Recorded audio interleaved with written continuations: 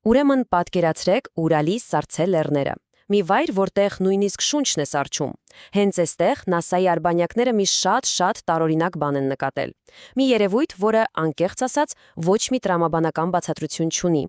Եկեք միասին փորձենք հասկանալ, թե ինչ է կատարվում։ Ահա սա է հենց այն հանելուկը, որի շուրջ այսօր խոսելու ենք։ Սառցե լեռ։ Բայց նրա գագաթից անբացատրելի ջերմություն է ճառագում, կարծես թե ներսում մի հսկա հրաբուխ է արթնացել։ Բայց գիտեք որն է ամենատարօրինակը։ Սա ֆիզիկապես ուղղակի անհնար է։ Ամեն ինչ պատկերացնում եք սկսվեց տիեզերքից։ Ամերիկյան լրտեսական արբանյակները Յամանթաու լեռան վրա հրակարմիր ջերմային բծեր նկատեցին։ Դրան գումարած ռազմական բեռնատարների անվերջ թվացող շարասյուներ անընդհատ մտնում են լեռան մեջ փորված հսկայական դարպասներով ու այլևս երբեք դուրս չեն գալիս։ Սա այնպիսի ակտիվություն է, որը չի նկատվել Սառը պատերազմի ավարտից հետո։ Այս առեղծվածի արմատները մեզ տանում են դեպի 90-ականների կեսեր Ռուսաստանի պատմության, թերևս ամենաանհանգիստ ու քաոսային ժամանակներից մեկը։ Ուղղակի փորձեք պատկերացնել այս տեսարանը։ 1996 թվականն է։ Ռուսաստանը փաստացի սննանկ է։ Նախագահ Ելցինը արևմուտքից վարքեր է խնդրում, իսկ մարդիկ փողոցներում հացի հերթ են կանգնում։ Բայց հենց նույն պահին, ինչպես հայտնում է New York Times-ը, Ուրալի լեռներում գաղտնի կերպով միլիարդավոր դոլարների շինարարություն է ընթանում։ Մինչ պետությունը դրսից փլուզվում էր, ներսից այն փաստորեն պատրաստվում էր գոյատևման։ Լավ, բայց ի՞նչ էին նրանք կառուցում այդքան գաղտնի ու այդպիսի անհավանական ջանքերով։ Դե արևմտյան հետախուզության տվյալներով խոսքը ոչ ավել ոչ պակաս մի ամբողջ ստորգետնյա քաղաքի մասին է։ Պատկերացրեք մի րոպե, այս համալիրը թաքնված է 1600 մետր խորության վրա, այն էլ ամուր կվարձե ժայռի տակ։ Սա բավական է, որ դիմակային նույնիսկ ամենահզոր միջուկային ռումբի ուղի հարվածին։ Սա ավելի խորն է, քան աշխարհի ամենաբարձր երկնաքերերի մեծ մասի բարձրությունը։ Եվ սա պարզապես մի փոքրիկ թաքստոց չէ։ Խոսքը ստորգետնյա քաղաքի մասին է, որը կարող է ապահովել մինչև 60,000 մարդու կյանքը, այն էլ մի քանի տարի շարունակ առանց արտաքին աշխարհի հետ որևէ կապի։ Այսինքն սա լրիվ ինքնավար քաղաք է։ Ներսում կա սեփական երկաթուղի, բեռնատարների համար նախատեսված հսկայական թունելներ, սննդի ու ջրի անվերջ թվացող պաշարներ, սեփական էլեկտրակայաններ, որ օդը մաքրող ամենաբարդ համակարգերը։ Պաշտոնապես այն կոչվում է Մեժգորիա, փակ քաղաք, որը կազմված է երկու առանձին ռազմական կայազորներից։ Բայց ինչի համար կառուցել այսպիսի աներևակայելի թանկ ու բարդ կառույց։ Պատասխանը թաքնված է մի սարսափազդուր ռազմավարական գաղափարի մեջ, որը հայտնի է որպես մեռած ձեռք։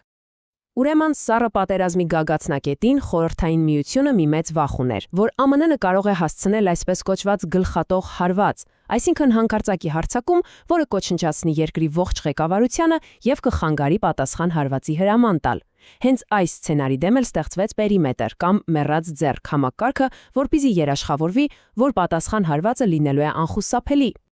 Այս համակարգի հիմքում ընկած սկզբունքն իր պարզության մեջ ուղղակի սարսռեցնող է, երաշխավորված փոխադարձ ոչնչացում։ Կարևոր չէ, թե որքան ուժգին կլինի առաջին հարվածը Ռուսաստանին, պատասխանը լինելու է ավտոմատ եւ կործանարար։ Իսկ ինչպես է այն աշխատում։ Դե, ամեն ինչ սկսվում է, եթե Մոսկվայի հետ կապը կորչում է եւ միևնույն ժամանակ սենսորները ռուսական տարածքում միջուկային պայթյուններ են գրանցում։ Այդ պահին համակարգն ինքնուրույն առանց որևէ մարդկային հրամանի թույլտվություն է տալիս լայնամասշտաբ պատասխան հարվածի։ Սա բառացիորեն մեքենա է, որը նախատեսված է աշխարհի վերջը սկսելու համար։ Եվ հենց այստեղ է, որ Յամանթաունը դառնում է ամբողջ հավասարման բանալին։ Արևմտյան վերլուծաբանները կարծում են, որ այս անխոցելի ստորգետնյա քաղաքը մեռած ձեռք համակարգի այլընտրանքային հրամանատարական կենտրոնն է, նրա պաշտպանված ուղեղը։ Սա այն վայրն է, որտեղից կարելի է ղեկավարել պատերազմը, նույնիսկ եթե մակերեսին ամեն ինչ արդեն ոչնչացված է։ Լավ, բայց դուք երևի մտածում եք, միթե միայն Ռուսաստանն է նման բաներ կառուցում։ Իհարկե ոչ, սա համաշխարհային երևույթ է։ Յուրաքանչյուր գերտերություն պատրաստվում է ամենավատ սցենարին կառուցելով կենտրոններ, որտեղից կարելի է ղեկավարել երկիրը միջուկային պատերազմից հետո, Միացյալ Նահանգներն ունի իր հայտնի տարբերակները՝ Չեյեն լեռը եւ Ռեյվեն Ռոք համալիրը, իսկ Չինաստանը կառուցել է հազարավոր կիլոմետրեր ձգվող թունելների ցանց ստորգետնյա մեծ Պարիսպը իր զինանոցն ու ղեկավարությանը պաշտպանելու համար։ Այնուամենայնիվ, հիմնական տարբերությունը մասշտաբի եւ գաղտնիության մեջ է։ Ռուսական Յամանթաու նախագիծը ըստ առկա տվյալների գերազանցում է մյուս բոլորին իր խորությամբ, չափերով ու իհարկե առեղծվածայնությամբ։ Այն իր տեսակի մեջ մնում է աննախադեպ։ Եվ այս ամենը մեզ բերում է ուղիղ դեպի ներկա։ Ինչու է սառը պատերազմից մնացած այս հին գաղտնիքը կրկին հայտնվել ուշադրության կենտրոնում, հատկապես այսօրվա աշխարհաքաղաքական լարվածության պայմաններում։ Բանն այն է, որ վերջին արբանյակային պատկերները, հատկապես ջերմային տվյալները, ցույց են տալիս, որ Յամանթաումում ակտիվությունը կտրուկ աճել է։ Եթե հետսառապատերազմյան շրջանում այն գրեթե լքված էր, ապա այսօր այն նկարագրվում է որպես մեղվի փեթակ, որն աշխատում է ամբողջ զորությամբ։ Սա նշանակում է, որ համալիրը ոչ միայն ակտիվ է, այլև ամենայն հավանականությամբ լիովին մարտունակ է։